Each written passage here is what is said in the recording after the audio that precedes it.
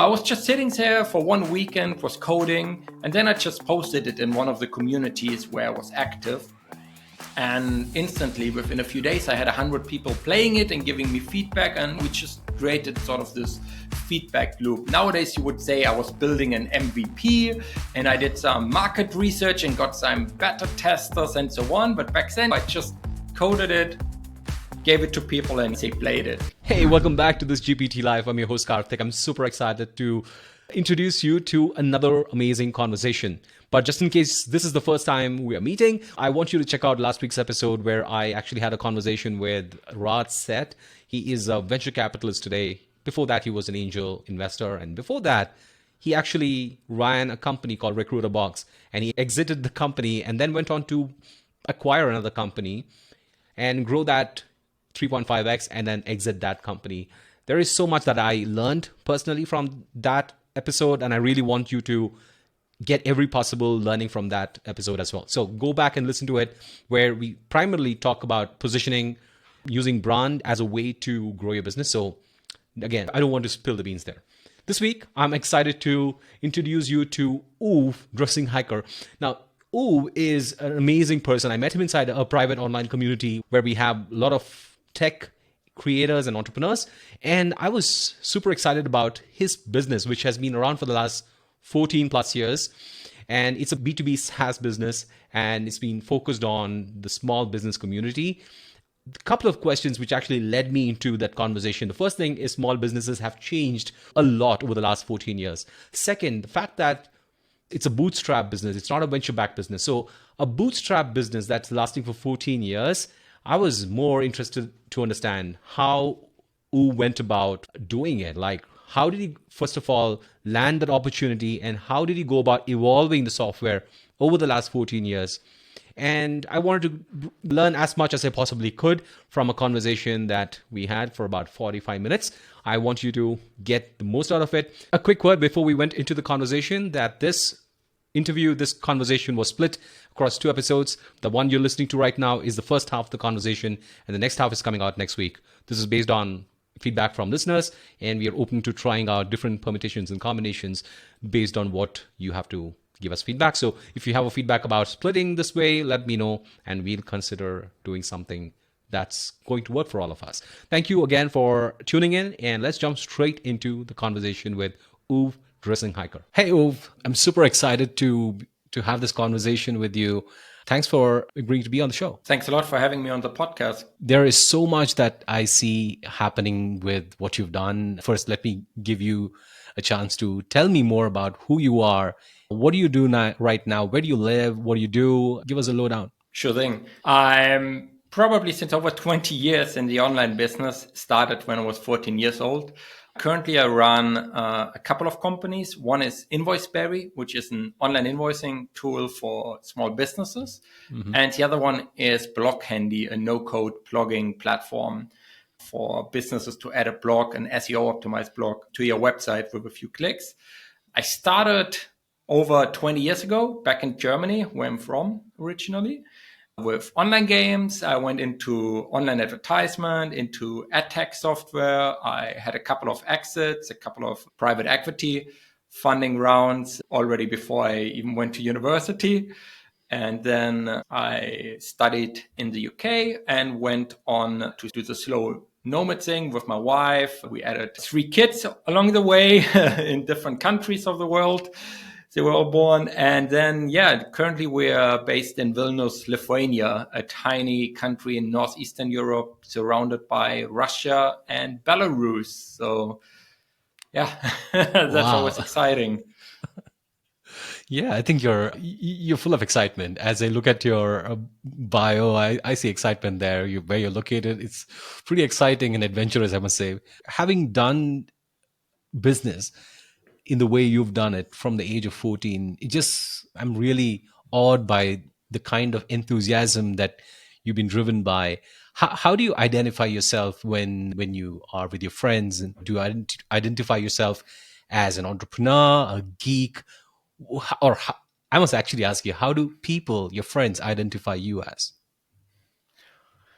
That's actually a very interesting question, because for a long time, so especially think about 20 years ago in Germany, it wasn't this US mentality of money is good and making a lot of money is something to be proud of. But at least 20 years ago, back in Germany, making a lot of money, people would actually, probably because they envied you, but they would look badly at you. And it's a bad thing. Being an entrepreneur, having your own business was looked down on in a way, because there's this whole bureaucracy system, and you like to have a proper job as working maybe for the government or some big corporation. It was actually in the beginning not just feeling like in the social network where everyone wants to be a startup founder and so on. So initially in the first few years, I think I was just a lucky kid running websites, like just something along that. There was no definition. And later, as I moved to the UK, I understood that the British or Americans, they enjoy entrepreneurship and they look at it. And I ended up getting a bachelor's degree in entrepreneurship, where we look into the characteristics of an entrepreneur and how to run businesses, how to create business plans. And that's when I was 20, the first time I understood I'm an entrepreneur.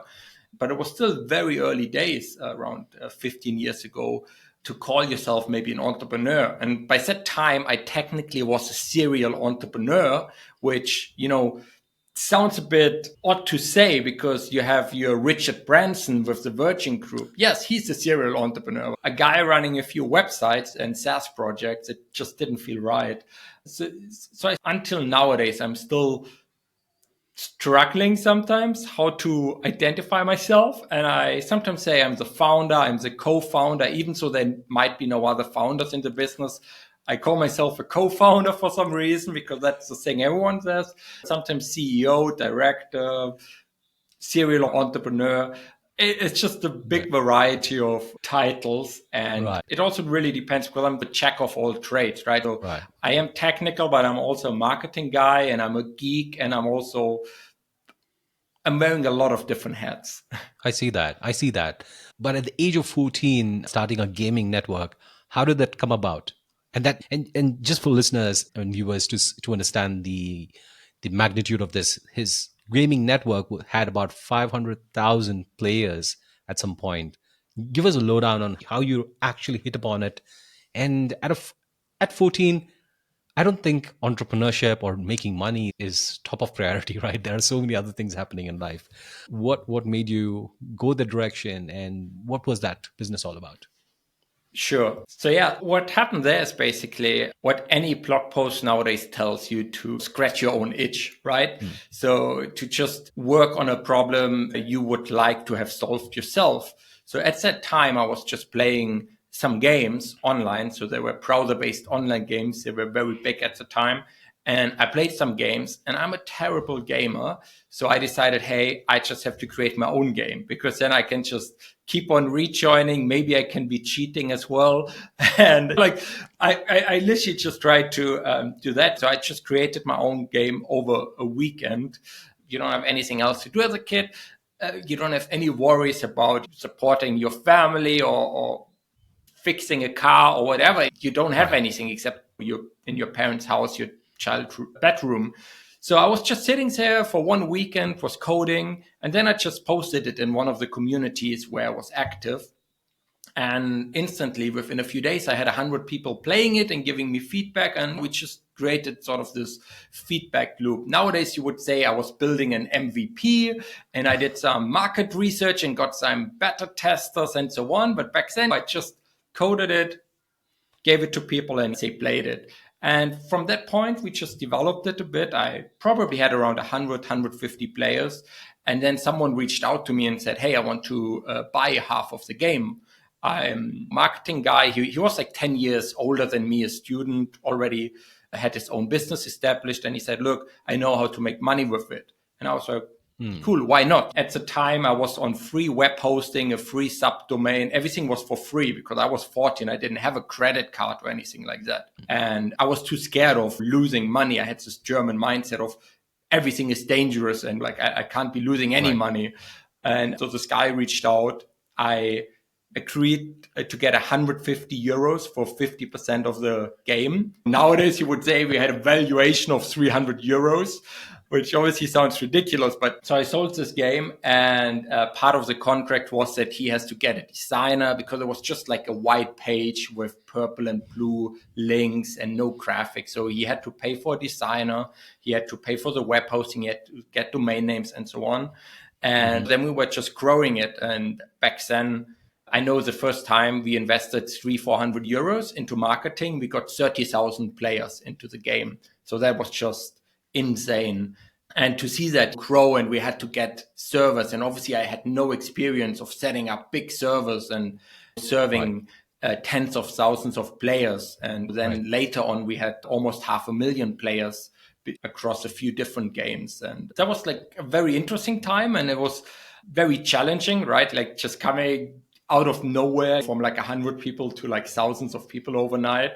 And also learning all the business things. It didn't work out with this business partner, so I got him to sell his part to someone else who had more experience running businesses. And instantly we were making 5 digits a month in profits, and we were just splitting it 50-50, though being like at that time probably 15 years old was amazing. I didn't know what to do. I wasn't allowed to drive or to drink or to go to parties. What do you do with all that money? Interesting, right? Could go in a whole different direction here. Tell us more about the business that you're running today, Uwe, which is Invoiceberry. I know what it is. I've taken a look at your website and all of that. But for the folks listening, what is your business all about? Who's your target customers? What's the market looking like? And where are you in the life cycle of that product? An invoicing tool for small businesses, entrepreneurs, freelancers, usually businesses which are run by 1 to 10 people, let's say. In between, when you start your business, you maybe start sending invoices with templates, and you don't want to do that anymore because there are loads of downsides to that. And having a fully fledged accounting package where you have payroll and everything, and it's very complex, and you probably have a dedicated person working on it. So we're in between there, helping small business owners that want to focus on running their business, but they obviously need to get paid. And for that, they have to send their invoices, get paid. And this actually comes back to my gaming times, because I needed to send invoices back then, and I lost all the templates by changing a laptop. And that was like pre-Dropbox. And there was a lot of work to recreate all those invoices. So since then, I already had that idea. There needs to be a solution for that. Then I read Getting Real during my studies by Jason Fried and DHH, the guys from Basecamp. And they were talking a lot about SaaS and how to just make it as simple as possible to take away any decisions from your customers and to decide in the best way for your customers. And I realized I had already been doing that in my previous businesses by always trying to simplify interfaces by making it more intuitive. And when I then created Invoiceberry, I had exactly the same mission. So we looked at invoicing and accounting, and we said we want to do simple accounting. We want to just help businesses with an interface that they understand, because I understand accounting and bookkeeping quite well. I've done it myself in the past, but the majority of business owners, they don't understand it, and they don't want to understand it. They don't want to understand all the accounting jargon and like all the credits and debits and whatnot. They just want to click somewhere, put in their products, send out the invoice, and get paid. Yeah, obviously they want to get paid, but they understand there is a tiny bit of work, admin work, but they don't want to actually understand all the bells and whistles happening in the background. And with that mindset, and based on my previous experience, based on the Getting Real book by the Basecamp guys, I just decided to create Invoiceberry, and later as well other businesses. But especially with Invoiceberry, it was very important to really keep it simple, because I had like thousands of customer interviews over the years, over the last 10 years. And I still conduct them nowadays. And we still sometimes learn things that could be improved based on that. And I just understand finance and accounting is something people just don't want to learn. Even if they have the capacity, right? It's not that they're not clever enough to understand it. It's just something they don't want to learn. And that's what we're solving for them.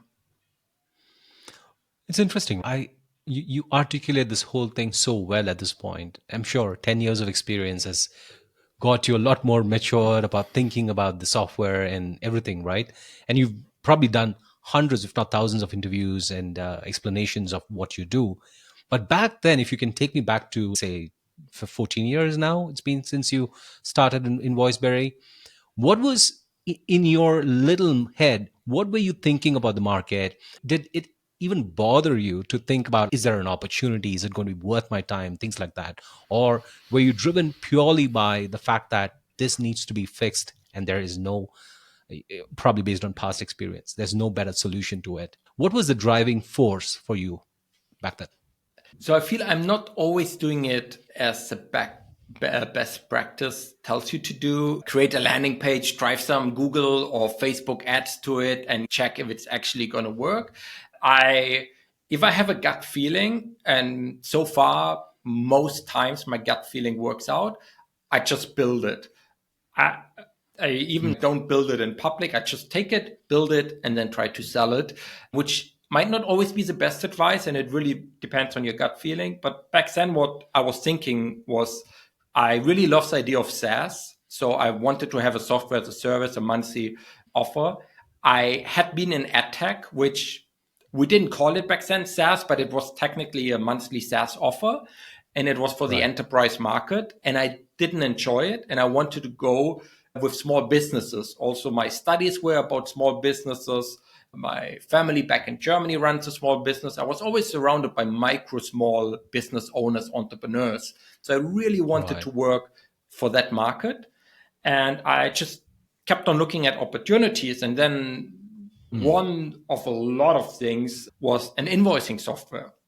And then I just had a list of maybe 10 different options. And then I decided, okay, this doesn't make sense. This does make sense. And the invoicing one, it just felt the closest to home because I myself was sitting for a few weeks. Mm. A few years prior to that, I was sitting like for a few weeks just regenerating invoices when I changed my laptops. And my accountant told me, hey, where are these invoices? Oh, yeah, they're thrown away in the old laptop, right? So I still felt that pain of sitting there and going through bank statements and trying to regenerate those invoices, where I was saying, Right. okay, I'm not the only idiot who has been there. And this really makes sense. And to be honest, then I Right. just started building it. And only once I had a first version, I decided initially to go to some accounting companies, to some accounting firms, and ask them for their feedback, which was a bit of a mistake because they obviously only know accounting softwares and they Mm. tried to push me to become an accounting software and to become complex and complicated. So it took me probably around 3 to 6 months to understand that we're heading in the wrong direction. As Right. we got closer to what accountants wanted, we got further away from what I wanted and what my initial customers wanted. So it's a lot of trial and error, obviously. It's a lot of gut Right. feeling. And Right. again, solving my own issue. Right? And I'm still using it nowadays for myself in Voiceberry. So not, yeah, on a weekly basis, basically, I use it. Right. Right. Eating your own dog food. That's a excellent validation for any product. If you can give us a sense of what is the size of your company at this point, how many customers you have, give us a lowdown on what the business is today, 14 years later. Yeah. So we went through our ups and downs like every business, and I run my businesses not to get too big. Like I'm not trying. At some point, we had 10 employees, but I actually wanted to downsize it. And already before COVID, we went to an all remote, more AI usage, more automation in order to cut down because probably one of my weaknesses is leadership. And I acknowledge that. And it's not something I'm too fond of really learning too much about. I like to have my team small, to not have any structures and big departments to manage. And I enjoy this idea of having multiple businesses running rather than solely relying on one and hitting this North Star and getting VC funding and this multi-billion dollar business. Having that said, at Invoiceberry, we served over, I think, 180,000 different businesses over the years with active a few thousand business at any time using us. We have some businesses, actually. I just talked to a customer the other day who still personally emails me, because back in the day, I used to do the own customer support at the beginning. And he's using us since 12 years. Yeah, 12 years. Wow. In 2011, he started. So almost since the beginning, he started using and paying. Yeah, it's quite amazing to have these long-term relationships with some Right. customers. No, I think that's really, and I want to go back to that in just a moment. But before we went there, just curious, you've grown this business quite a bit over the years. So has there been one favorite growth channel that you've leaned towards in hindsight? So interestingly enough, at the beginning, I mainly just did product development, and we set up some lead generation and some content on the website. And I was one day on holidays, and I got a notification that our systems keep on almost crashing and getting maxed out. And I realized that our overnight, almost our traffic just 10x'd. And interestingly enough, Google just started picking up certain content we created. And after that holiday, that's what I doubled and tripled down on ever since.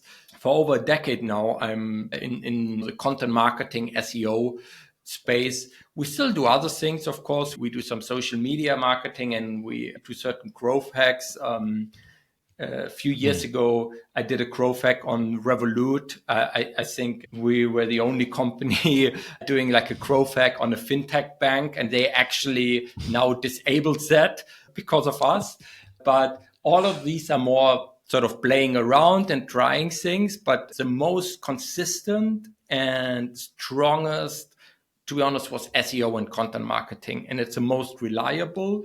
And even though it has its ups and downs, it has been the most steady thing to do. And I always recommend, and I work with some other businesses as well with their content marketing. And it's just always the number one channel, to be honest, especially for SaaS. And you can see that nowadays, like all the SaaS are trying to get into content marketing. That's wonderful. I just want to go back to what you were talking about, a customer from 12 years back, right? There is so much that one line says about your business. I think I was looking at your website before we got talking here, and I went back to 2011 and say it was reading as invoicing is now very easy, right? To now it says get paid faster. Can you help us walk through this whole messaging and how things evolved from looks like easy or ease to what it is today, which is speed? And yeah, can you give us background of that? To be honest, I do love the design. So it's very interesting from back then. So we had all this playing around, that it's very easy. We had these icons and this little character. So it was very gimmicky. And so I do love that messaging, but the problem was it didn't work for SEO, and it didn't, while it was fun, it didn't work for the customers. So we obviously then were running some A/B tests, and we realized, then we called it simple accounting, and to simplify your accounting, but then people straight away connected with accounting and want accounting capabilities that we partly don't have, just because it's not the fully fledged accounting package. So we kept on playing around. And I think this is one of the headlines which took us quite some time and a lot of A/B tests. So we were just always running A/B or ABCD tests. And every time we got a result, we just kept on optimizing it. So it's a bit more scientific and a bit less fun and gut feeling, to be honest. But yeah, it works. And this is at the end of today what people understand and what they're searching for. And when you read it, you understand it. And also compared to 10 years ago, 10 years ago, hardly anyone used our payment integration. So we integrated with Stripe and Square quite early on, but hardly any business actually used that. They all still had, when we had some customer surveys, most of them, for example, in the UK, did cash payments or check payments, in the US as well. And hardly anyone did wire transfers or credit card payments. And now this shifted. And as this shifted, obviously we want to put some more some more emphasis on the whole taking payments and getting paid faster, because we can help with that now, because we have an exclusive partnership with Stripe. Our customers can send their invoice and their customers can straight away pay via Stripe and so on. But this just didn't happen 5 or 10 years ago. This is just in recent years, I'd say maybe since COVID, around that time. Very interesting. How else have you seen your target market evolve over this period? Because someone from 12 years back is sticking on, and yet there is so much of change that's come in, partly driven by pandemic and other things. How has your core target market changed, or has it changed at all? It's a very interesting question. I would say it hasn't changed that much. I do feel everyone got a bit more comfortable with technology. So if we look at our core customers, a lot of them would not want to jump on a Zoom or a Google Meet call a few years ago. And when we asked them, we had a project to create video testimonials, and the response rate would be very low. And then the ones who do respond, the video quality was so bad that it just wasn't usable, or they just filmed not themselves, but something else in the room, right? Just like in a comedy movie. And this definitely has improved. I'm not sure if it's that we attract slightly different customers, or our customers also got more educated since COVID. And so now it's a bit easier to actually collect customer feedback. It used to be that we email out a lot and we're trying to contact customers and they just wouldn't respond to us. Even though they're using the tools, they're creating their invoices, they're super happy about everything, but they still are quite slow to respond. And this improved, which makes our life obviously way much easier, because now we can actually collect feedback and work on new improvements to the software without trying to run after the customers for half a year until they say, oh, actually, could you please change this or that? So I think it did get easier with customers getting more tech savvy.